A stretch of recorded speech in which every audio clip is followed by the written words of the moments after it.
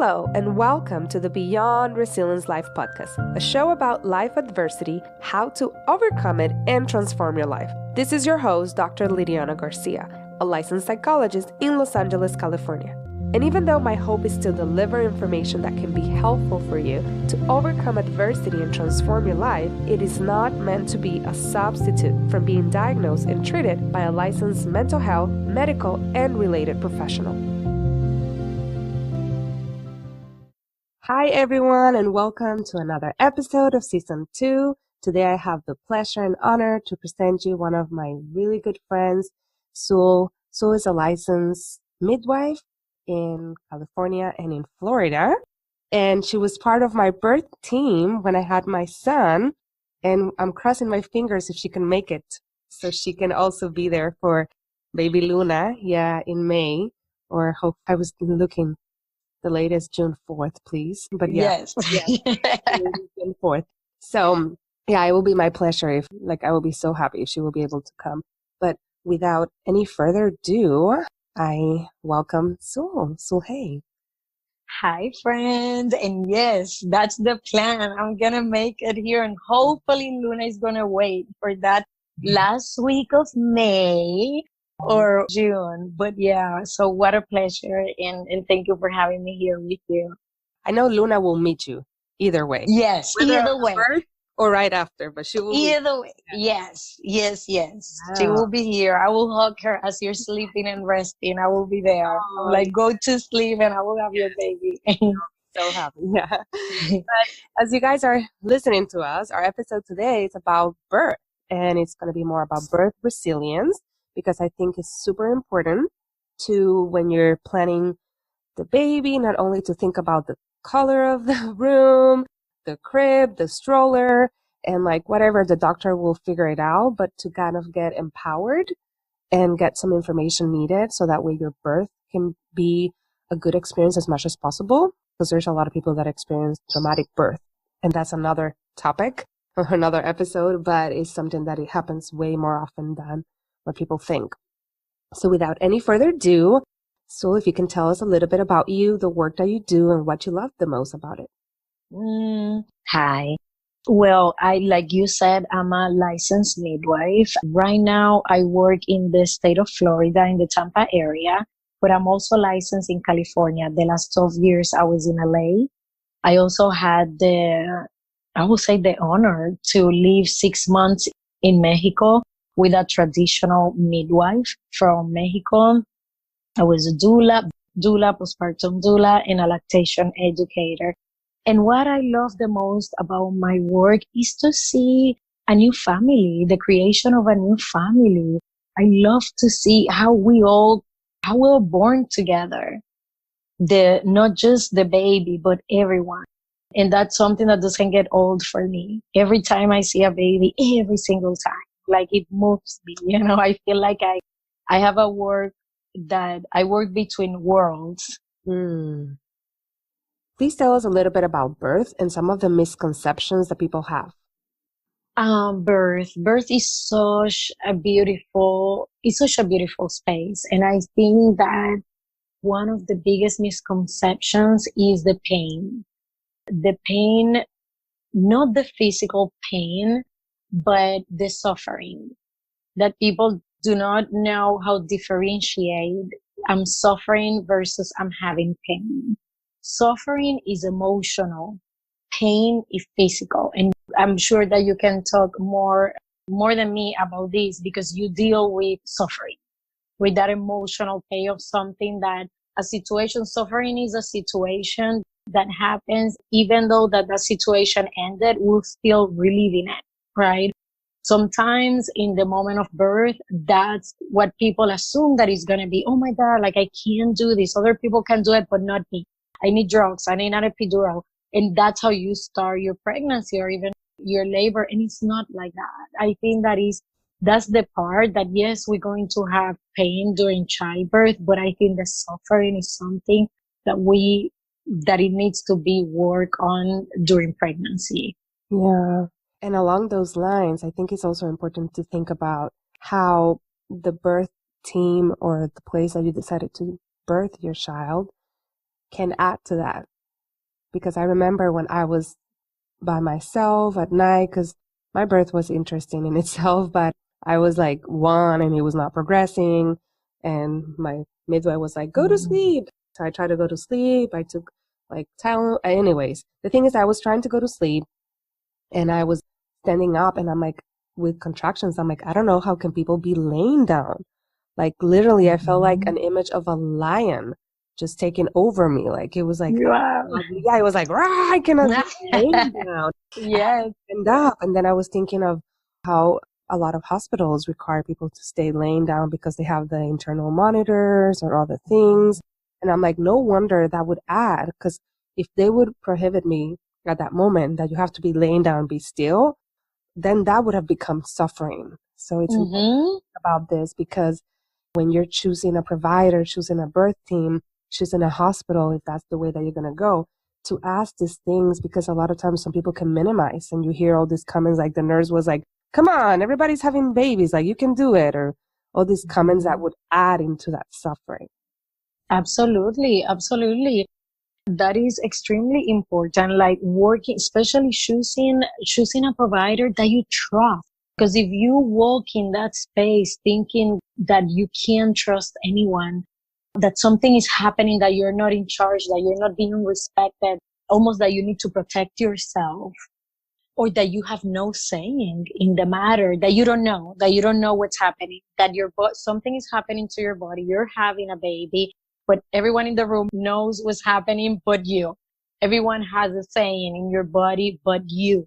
That can be very triggering, that can be very demeaning, and that can become suffering.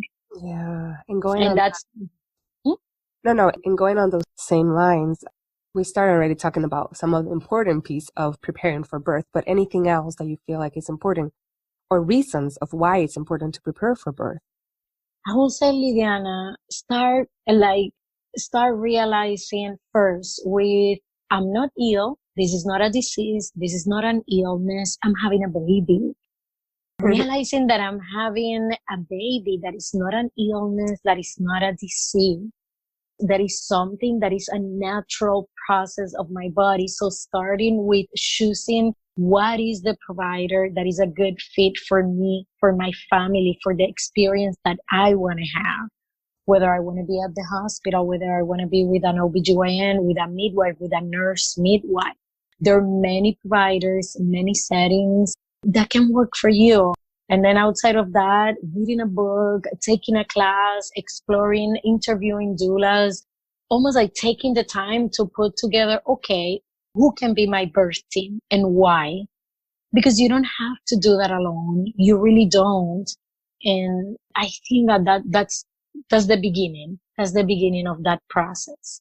Yeah, it's so important to start with that picture of how you want it to be, and then figure out, well, who would be part of that team based on the idea of what you want to have. And why is it so important to have a resilient birth, or have a birth that, or to prepare for birth, for it to be the safest way and for mom to feel good for the most part, because there will be pain involved, but as opposed to having a traumatic birth? Absolutely. Well, the birth is a moment where we are open, where is no filter to that moment. It's a very vulnerable moment, emotionally, spiritually, and physically. So a lot of moments that were traumatic and a lot of trauma from our past can and most likely will come out based on how we're treated. That can be very triggering. And let's start with that. Now, and we all have trauma one way or another one, right? So we're going to be exposed to that. Now, being in a situation that you're not treated with respect can be very traumatic, because that's a moment that we will never forget. So when you are told that your body cannot do something, that you don't get to choose, or that you made a choice that will affect your baby, even kill your baby, many things. I mean, I've heard so many things that are said, unfortunately, in certain locations, unfortunately, a lot of the times at the hospital. I mean, and sometimes at home, it's like every profession, like midwives, we I think that we strive to be the best that we can, but also there can be certain people that are not the right provider for you. And that is a moment where absolutely you're most vulnerable, like you're in pain, your mind is in a primitive state. And unfortunately, like if it's not treated with as a sacred space, can be very damaging. Mm. And how can that be damaging also for the infant? Well, as it is one of the, I believe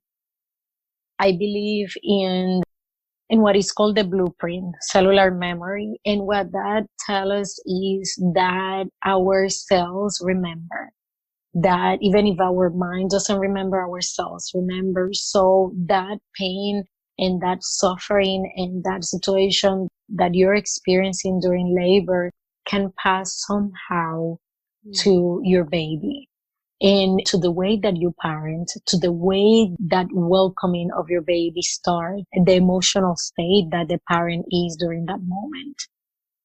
Yeah, so important. What are some of the recommendations? Because I know this is more of an intro, but like tapping into all these different complexities and difficulties. But what are some of the recommendations for moms to become more resilient?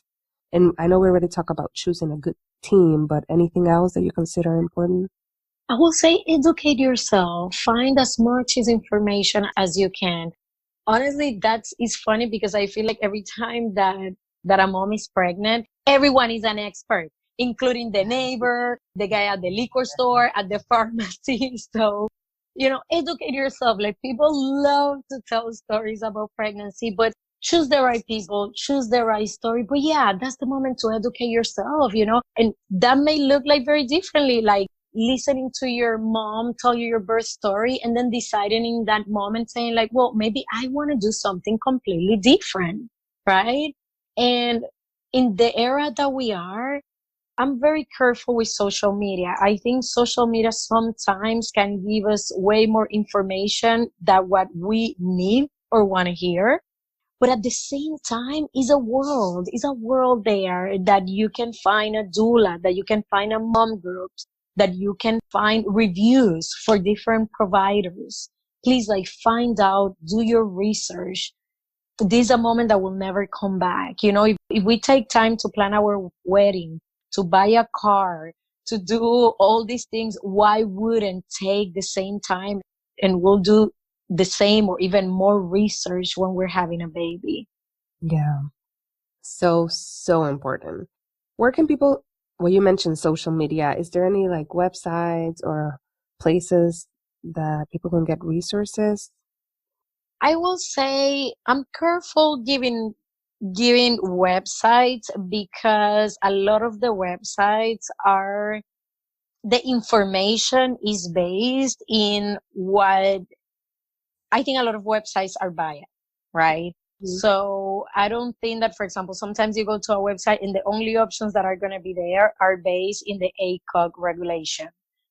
That is the Academy of OBGYNs, right? So you may not have certain advices that will even mention a midwife. So I will say that I will start going to different websites like Google and search birth at the hospital, birth at home, birth in a birth center. And every time that you go to the different providers, they will have resources. But I will say research everything. Research providers, find a doula, ask her the questions that you're asking me. Hey, I just got pregnant, or I have a baby, or I have 3 babies, but I want this for the experience to be different. What can I do? What do you recommend? And start from there. Yeah. What are some of the things that you have your moms use that seems to help them? And I know what you're going to provide right now, it could be different for each person, but like any resource, like maybe music or something, like what are some of the things that moms tend to use in birth that seems to be helpful? Oh, good question. I am a big in starting during pregnancy with acupuncture and chiropractor care. And for the people that can do yoga, regular yoga or prenatal yoga, that is so helpful. And then once you are in your birth, but well, before the birth, find something that gives you joy. That can be a song, that can be a picture of a family member that you love, essential oils. Make that space, whether you're in the hospital, whether you're at home, whether you're at the birth center, make it yours. Make it yours. Make it a safe space for you. I love how you were saying like a sacred place. And sometimes we forget Mm-hmm. that. Yeah. And I know, Mm-hmm. I mean, now as capitalism and all that, like there's so many, I mean, good resources with people like, like creating affirmations, and you can buy affirmations already pre-made for birth. Absolutely. Yeah. Yeah, Yeah. yeah. You know something that I love?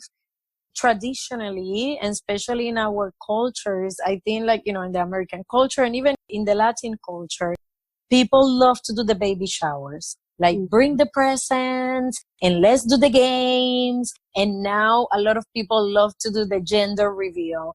But Mhm. you know what I recommend? A blessing ceremony. A blessing ceremony is something that is for the mom, for the journey. And that is so beautiful in such a symbolic way. Something that will bring you is a celebration to the mom, is a celebration to that pregnancy, is a celebration for that new soul. It has nothing to do with presents, but just a group of people. It can be a group of women, friends, sister, mom that you love, where everyone have take the time to be there and send this beautiful energy for the mom. Like there are blessing ceremonies where you can bring a poem, where you can bring a piece of crystal, like something valuable that you can bring to the mom for the moment that she's having the baby. And I think that that's such I don't know, such an important moment to have, almost like that when you're going in, like if you're taking a trip and they're sending you off, like with all this love, with all this emotional and spiritual love. So important. Mm-hmm. Oh, we can go on and on. Especially as I'm like, Mm-hmm. this season, I'm like soaking in all the information because I'm like preparing for baby number two. So it's been a treat interviewing all this, like, thinking all the things that I want to do differently. So books. Yes, I was going to forget the question. Books. So books. What are some of books that are your favorite? I will say, so far, there are many books that are phenomenal. From my favorite books, I will say that Ina May Gaskin, she's a very well-known midwife. Her guide to childbirth is excellent, is very informative, is very helpful. Is another book that have been around for years, but that is so helpful, is Birthing from Within. And the third one is a newer book called Nurture, from a doula that is located in LA, and I have to say, it's one of my favorite. I think that is very broad and is written in such a way that you can read a few chapters, come back to it, or just go to the parts that interest you the most. Hmm. Thank you. Yeah, I will look into that last one since it's kind of new. You mentioned the Yeah, nurse one. Yes. Okay. yeah. So as we're coming to the end, where can people find you? Where can people get a hold of you, or if they want to contact you, where would that be? They can find me in my Instagram page, Genesis of Love. My information is there, my email is there, my phone number is there, and I will be happy to answer any questions that people may have, or to do a phone on an online consult. Hmm. And if they're in my area, I will be happy to see you in the center where I work. That is the Birth Center of St. Pete. Hmm. Do you also do a private or just be at the center? So far, I'm at the center for now. Yeah. Mm-hmm. But get a hold of her because as soon as she starts moving, she's going to be unstoppable. So, yeah, she might not be accessible very soon. So, I would definitely say if you definitely want to contact Soul to, get a hold of her via her social media or, yeah, and information. Thank you so much for coming in. Like I mentioned, I know I'm crossing my fingers that you're going to be here for the birth of Luna or soon after. And I am so grateful for your presence. I would definitely say, even though my birth was like interesting and weird in itself, because I went, man to like basically like come, is ready to kind of go into the pool. It was so helpful. And my husband keeps saying like how helpful he felt about having you there. And he keeps telling people like, get a doula. She was like also supporting me and I needed to. So it was like a support for the whole family. That's how it should be. How He would beautiful. say. Yeah. Thank So you. it was great. And thanks for all this information. I hope for the listeners that all of this is helpful and you can get some nuggets. And yeah, so thank you again. Thank you for having me here. Thank you for having me here. Bye. Bye. Thank you so much for listening to the Beyond Resilience Life podcast. I'm so happy to have you here. If you like this episode, please make sure to review it and comment on it and share it with your friends and family. Until next time.